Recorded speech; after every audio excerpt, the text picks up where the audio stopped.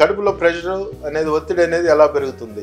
మనకు కొంతమందిలో constipation patients చూస్తుంటాం, అంటే మోషన్ సరిగా రాక ముక్కుతూ ఉంటారు. అదేవిధంగా క్రానిక్ కాఫ్, దగ్గు. సో ఇప్పుడు స్మోకర్స్ అయితేమి, సో మనకి స్మోకర్స్ కాకుండా కూడా కొంతమందిలో సిఓపిడి రావచ్చు. సో ఈ లంగ్ ప్రాబ్లం ఉండేవాళ్ళు, సో వాళ్ళల్లో ఈ దగ్గు వల్ల కడుపులో ప్రెషర్ ఎక్కువయ్యి కండరాలు వీక్ అయ్యి హెర్నియాలు వచ్చే అవకాశం ఉంటుంది. అదేవిధంగా ఓవర్గా ఎక్సర్సైజ్ చేసే వాళ్ళలో కూడా కండరాలు ఇంకొంత వీక్ అయ్యి ఆ ఏరియాలో సో మనకి ఈ హెర్నియాలు వచ్చే అవకాశం ఉంది.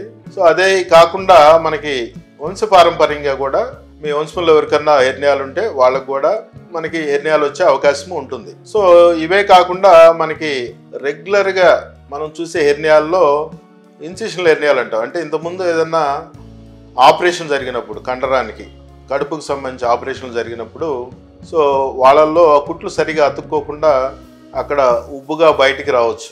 ఇవి మనం రెగ్యులర్గా లేడీస్లో సిజేరియన్ ఆపరేషన్ తర్వాత, ఎందుకంటే అక్కడ already over stretched muscle pregnancy వల్ల ప్లస్ హార్మోన్స్ ఎఫెక్ట్ వల్ల కూడా మనకి కొంత మజిల్ వీక్గా ఉంటుంది.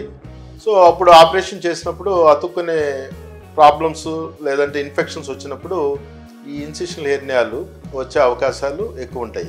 సో అదేవిధంగా ఇంటర్నల్ హెర్నియాస్ అని కడుపు లోపల కొన్ని హెర్నియాస్ వస్తాయి. సో ఇవన్నీ రేర్గా వస్తూ ఉంటాయి, స్పిజిలియన్ హెర్నియా అని చెప్పి అవి.